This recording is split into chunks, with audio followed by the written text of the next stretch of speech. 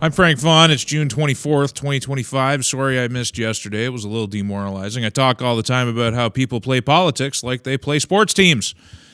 And the last couple days has made that quite clear. Because I'm not sufficiently pro-Israel, because I'm not sufficiently pro-Trump, or on the flip side, I'm not sufficiently anti-Israel that I'm trying to actually talk about consequences rather than taking sides, I lost a number of my monthly subscribers. There's not very many of them, the ones that donate on a monthly basis, but they canceled anyway, and I can only assume, linking it to the angry emails I've got, it's because I refuse to take sides and wave flags one way or the other and just try and talk about consequences. That's a bit demoralizing at times, but we're just going to continue because that's what we do. Let's talk about the war or the non-war. Just depends on what hour you look at the news. Trump announced yesterday that there was a ceasefire. And then Israel proceeded to bomb the living hell out of Iran in the dying hours of the war. And then one errant missile got shot down over Israel. And so after the ceasefire was declared, Israel went in and bombed the hell out of Iran again, leading the president to make these comments. Let's make sure we can hear it. Iran violated the peace agreement and the ceasefire agreement. Do you believe that Iran is still committed to peace? Yeah, I do. They violated it, but Israel violated it too. Israel, as soon as we made the deal, they came out and they dropped a load of bombs, the likes of which I've never seen before. The biggest load that we've seen. I'm not happy with Israel. You know, when I say, okay, now you have 12 hours, you don't go out in the first hour and just drop everything you have on them. So I'm not happy with them. I'm not happy with Iran either. But I'm really unhappy if Israel's going out this morning because the one rocket that didn't land, that was shot, perhaps by mistake, that didn't land. I'm not happy about that. You know what? We basically have two countries that have been fighting so long and so hard that they don't know what the they're doing. Do you understand that? The way that he worded that and the aggressive nature of those comments tells me that he is genuinely dedicated to not, and this is a good sign, this is a welcome sign, to not getting the Americans embroiled in a regime change war.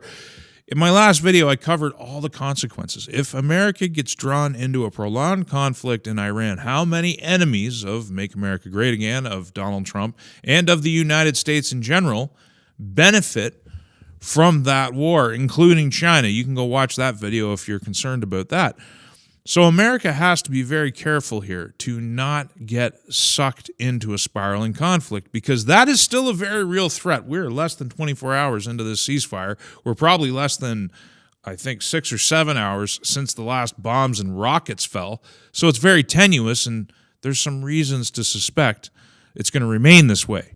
With a ceasefire in place, and with fresh on their minds all of the bombing damage, which has largely destroyed a lot of the infrastructure that the Iranian people have suffered so long to build, and hundreds, if not thousands, of Iranian civilian dead. We don't count the civilian dead in Iran. We only count the civilians in Israel.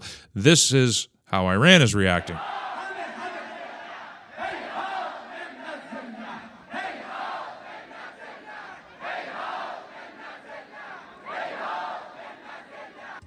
So the only thing I want to highlight here is that the idea of a spontaneous revolution occurring in the coming days, especially if the ceasefire holds, is probably delusional.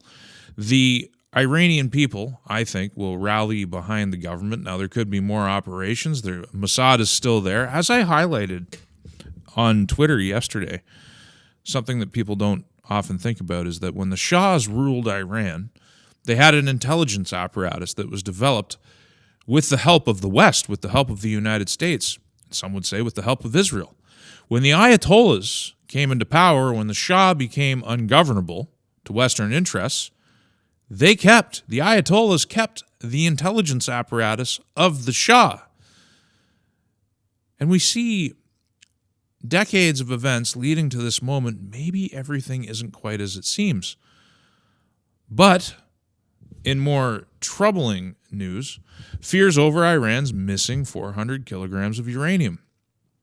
So the objective of the Israeli campaign was to destroy the Iranian nuclear program, ostensibly. And the reasons the Americans went in and dropped bombs on Fordo was to destroy their nuclear capacity. They failed in their mission objectives. If they can't find the enriched uranium, that means that Iran can still, technically, build upwards of 10 nuclear bombs, put them on warheads, and threaten the world with them. So there's reason to believe that this conflict is not over. Turning to something more pressing for Canadians, at the very least, is Mark Carney over in Europe. This is a quote, "And as the most European of the non-European countries, Canada looks first to the European Union to build a better world." Looks first, not to the United States, but to the EU, which is an ocean away, which is anti-democratic, which is repressing popular political parties, which is overrun with mass immigration, which is desperate to keep the war against Russia going in Ukraine. And maybe we're going to circle back around to this, but Brits must actively prepare for war on UK soil. Chilling government strategy warns. The government's long-awaited national security strategy says that the nation's World War II spirit will need to be mobilized. As it said, UK homeland may face a wartime scenario, probably a civil war scenario with their mass immigration policies and the things that are going on.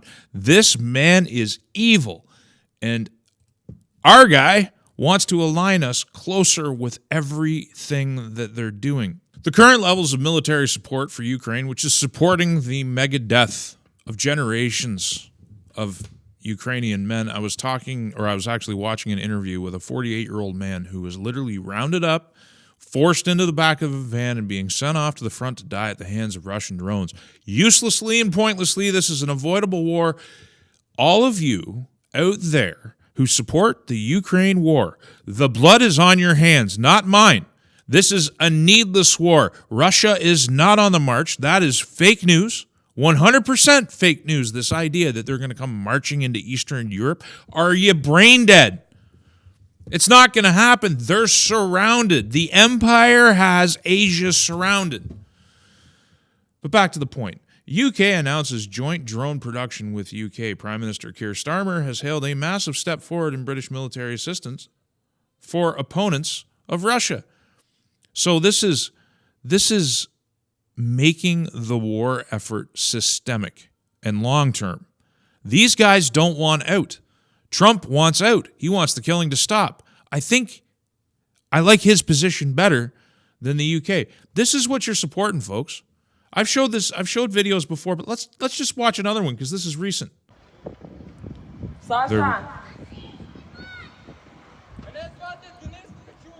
They round men up. They force them into vans. They give them piss-poor training, and then they send them off to die. This is inhumane.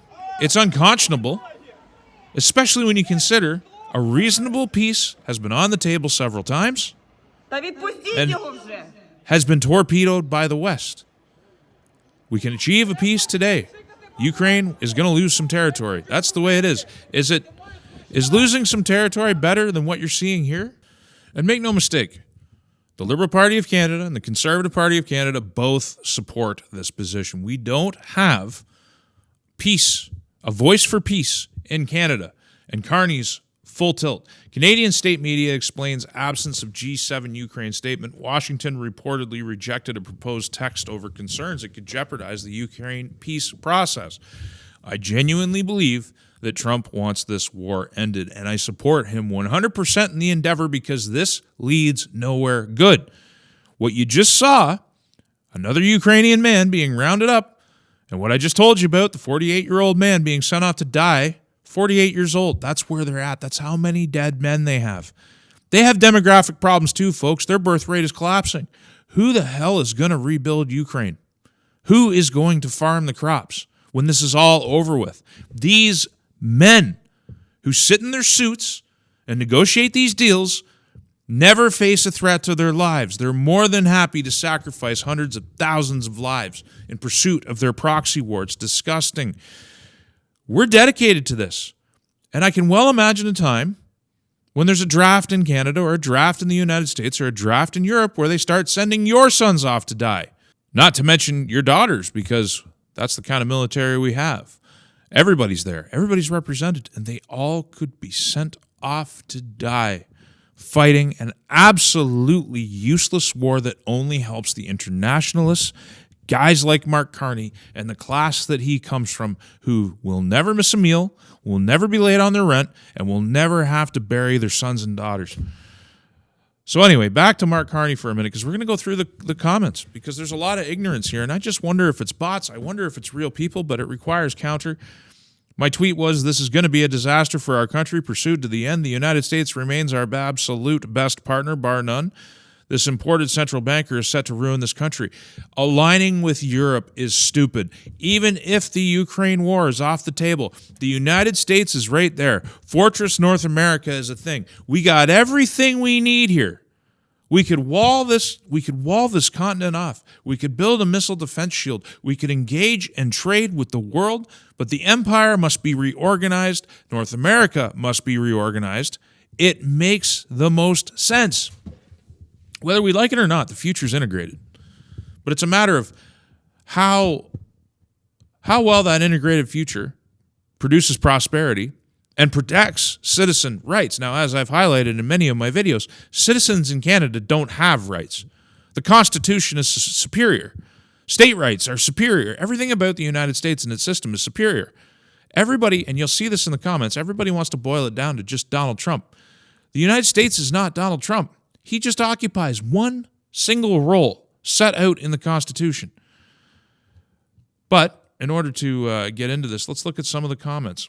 We're just going to go through them in no particular order.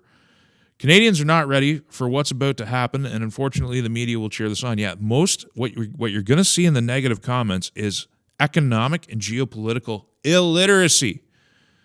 And if these are real people and they're not just bots, they're voting for the Liberal Party from a position of absolute ignorance. And that's one of the biggest flaws with democracy, is that the common lowest idiot has the exact same say as somebody who actually invests the time to know. It's crazy. It's like socialized healthcare. So a person who's physically fit, walks, bikes, exercises every single day, eats right, does the best things, and lives a healthy life, pays the exact same healthcare bill as a fat slob who never stops eating the burgers and the French fries, drinks pop every single day, has diabetes, has heart conditions, never fixes them, just calls an ambulance every time something goes wrong. It's so unfair. Europe is done. Canada is almost there too, just not yet. Europe is in bad shape. But once again, if you're completely ignorant, you don't know that. You don't understand the effects of mass migration. You don't understand the political repression. You don't understand how free speech is being destroyed systematically. You don't understand how they want to commit themselves to a shooting war with Russia and how foolish that is. We got to find a negative comment. I don't know why it's putting all the... It's putting... Parent, know that your kids become who they hang around with economically. We want to be aligning more closely with the United States because Europe is also committing economic suicide by fighting with Russia. They need Russian materials. They've always been dependent, particularly the Germans, have always had a better relationship with Russian raw materials and been more prosperous when they traded with Russia. Instead, they're walling themselves off, and it's insane. I just don't know where is the... Telling you SOS, we need real help, USA, definitely trending towards autocracy. Thanks, elbows up. Dude, we are so deep in the autocratic hole already with the kinds of things that can be done with a governor general signature, how little power the citizen has here. You don't even have property rights. The charter can be suspended. This is an autocratic state, and it's an autocratic narco state, which is the other problem that actually might get fixed thanks to Donald Trump calling attention to it. The Dog of Sinope says, imagine all of this to avoid balancing trade with the United States by buying more from the U.S. and less from China. Oh, and not laundering cartel money off the fentanyl trade. Seems a lot of trouble to go through and not a lot that was really being asked. And it's so true. But I'm going to respond to it in the negative comments. Richard B., are you an effing idiot? The USA under Trump has threatened to destroy our economy and our businesses. What do you think we should do? Pucker up? Negotiations with a psychopath don't exactly go smoothly. No deal with the USA is better than submitting to extortion, blackmail, and on he goes. We charge them more tariffs than they charge us. There were 2 rounds of tariff, Richard. One was reciprocal, which just equaled. Most of these things have been delayed, by the way. You guys are reacting. You don't even know what's going on. Most of these things have been delayed, pending negotiation. And when Mark Carney gives everything away to the United. You watch what's going to happen. We're gonna see, because this balancing act between the EU and China and the United States, this game that he's playing, we have to wait for results, because Carney's impossible to read because he is inconsistent in his statements. There's other than his book, which I think is a touchstone in terms of where he wants to lead us, everything else about the man, it's not just opaque. He's a chameleon. So we have to read results. But this idea that we're puckering up, reciprocal tariffs mean equal to what we charge them already, and then there were punitive tariffs, which have been delayed for the most part, which had to do with the mass-scale money laundering and fentanyl operation. You're going to see people in the comments talk about how he violated an agreement, the trade agreement that was negotiated with Trudeau. He couldn't even stick to his own word. It's because we violated the agreement. I've highlighted how in my videos. You're living in the past. Dark Canuck says. Dark Canuck. That's the other thing you'll notice with a lot of these guys. They're really vulgar. They're base. They're perverse. They're dark. They're dank. They're godless. And whether they're bots or real people, I don't know, but they take us to a really deep hole psychologically. I get not depressed. I feel like a suction, like sucking my life force when I even read these comments. You're living in the past. The world has changed for the next 3.5 years, and we can't simply sit on our butts and wait for the U.S. to come to its senses. They will see the error of their ways, and there is nothing to stop us from cutting future deals with them on reasonable bilateral. It's reasonable already. Nothing Trump has done has been unreasonable. It's you people are obsessed with this man and his voice and the way he sounds and what he talks about. Like you can't... ROFLMAO. The only reason the U.S. is the best market is due to greed and laziness that resulted in the over-reliance on U.S. markets instead of diversifying our markets. No, it's proximity. They're the largest market in the world. Other than Mexico, we're the only country that lives beside them. And absent Mexico, we're the only Western nation that literally lives right beside them. We can just send stuff across the border and bring back those mighty U.S. dollars, the global reserve currency. Isn't that neat? Isn't that cool what we have been blessed with here in Canada that you people can't seem to see? GT makes a point without swearing. Why are you opposed to diversification and access to a market of 450 million people? I'm not. But what Mark Carney is saying is that the era of integration with the United States is over. He campaigned on it, and he's thinking we can replace the American market with the European market. That is not the same as gaining access to that market, which, by the way, we already have access to it. We already do all kinds of trade with the EU. What he's talking about is attempting to replace the United States, a market of some 350 million people, a far larger market than the EU, the largest market in the world, which is, again, right beside us. They're irreplaceable. The idea that we can just switch gears and move away from them is impossible and brings nothing but pain, which is why Mark Carney was honest. I'll give him that. He told you during the campaign he was going to bring pain to Canada, that belt tightening and suffering was on the way. And you know something? With the record deficits, and I mean record, I think in 2025 he's going to run a larger deficit than Justin Trudeau ever did. And when he does so, outside of COVID, when he does so, the situation's only going to get worse for the Canadian taxpayer who voted for him, and even for the public sector people who voted for him, because a large chunk of the Liberal base is like 1/3 of the population is tied to the public sector in some way or another here in Canada. That might be a little bit off, but it's pretty high. And you think you're voting for your pocketbook. You're not. Eventually, the bloat, which your job might depend on, is going to come to an end. And there's going to be nothing left because we didn't lance the boil. We didn't do the right thing. We didn't build out the economy appropriately with the United States. No, we ran irrationally because the orange man. Edmund Dante says, so the argument this bloke makes is either the U.S. or bust? Yeah, pretty much. I mean, we can do business with the rest of the world, but we should be looking to make our relationship with the United States strong and lasting.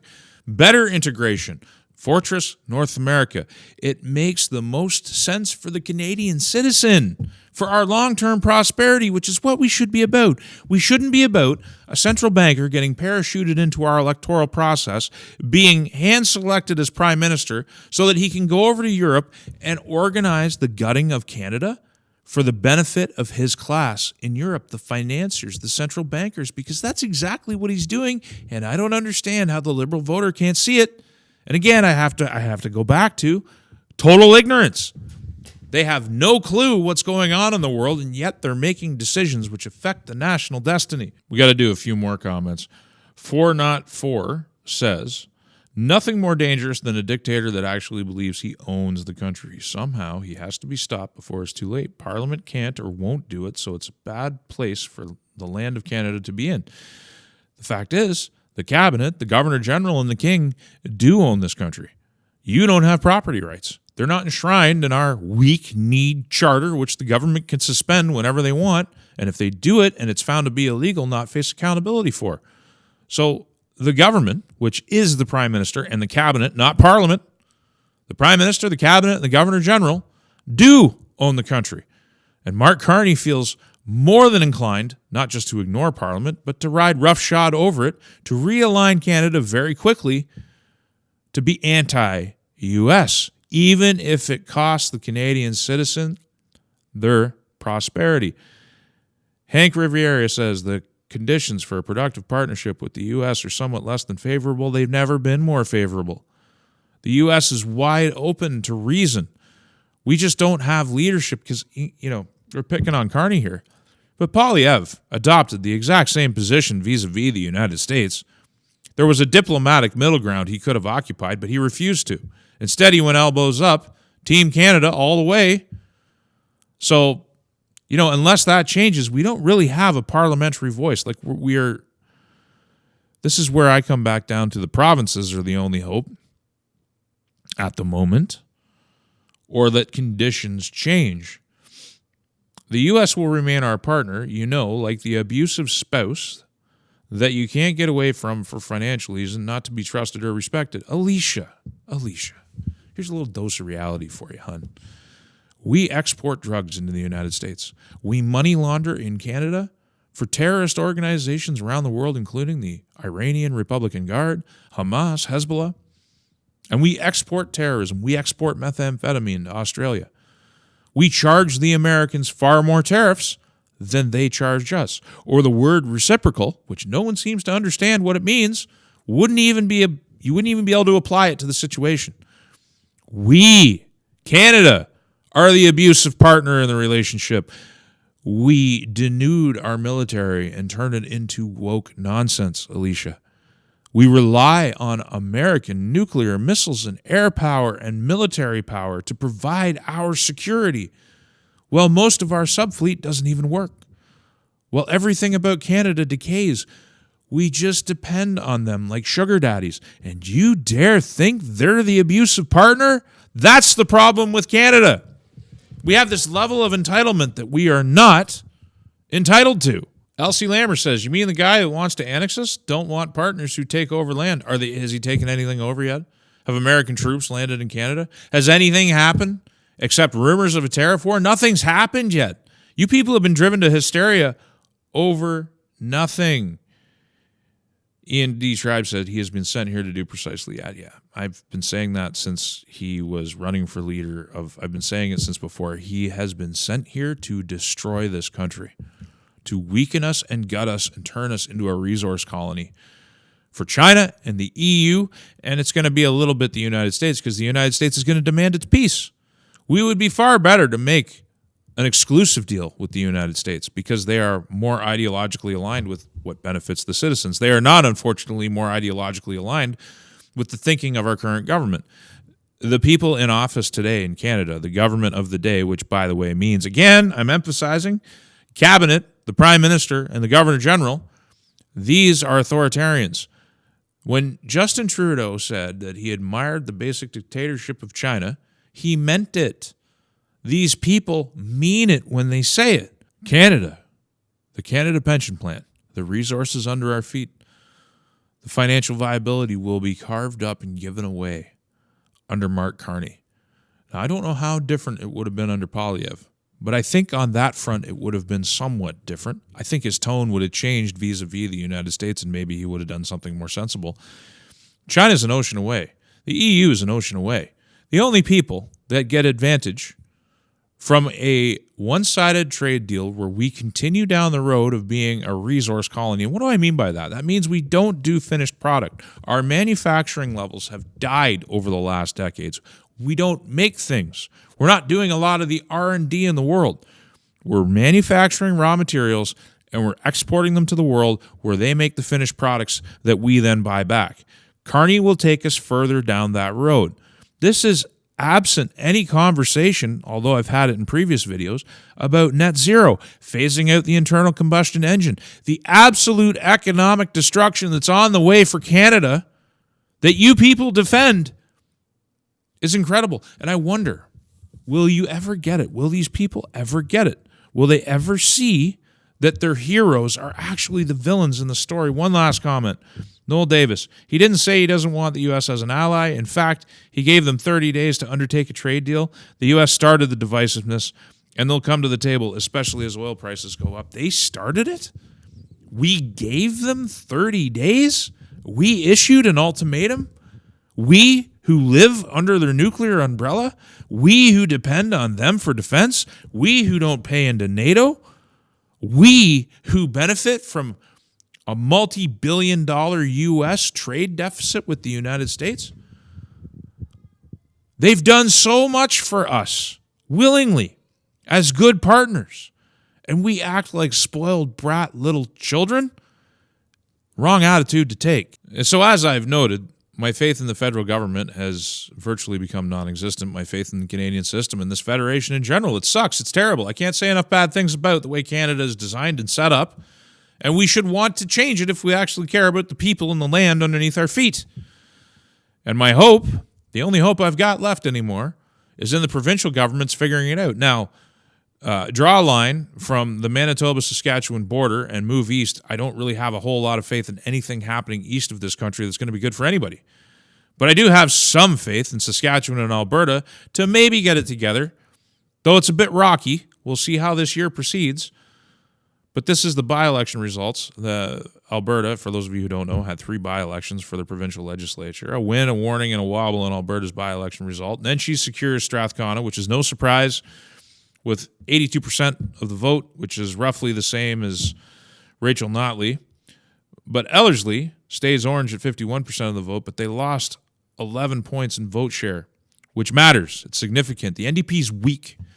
And polling has consistently showed that the NDP is weaker than they were in the previous election in Alberta, and this is what Smith is watching. She wants to maintain her strong electoral balance.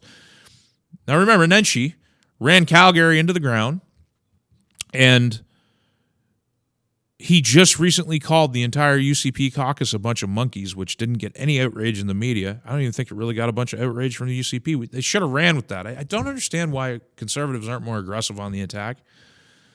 But separatists surge in Olds, but fall short to third place at 18%.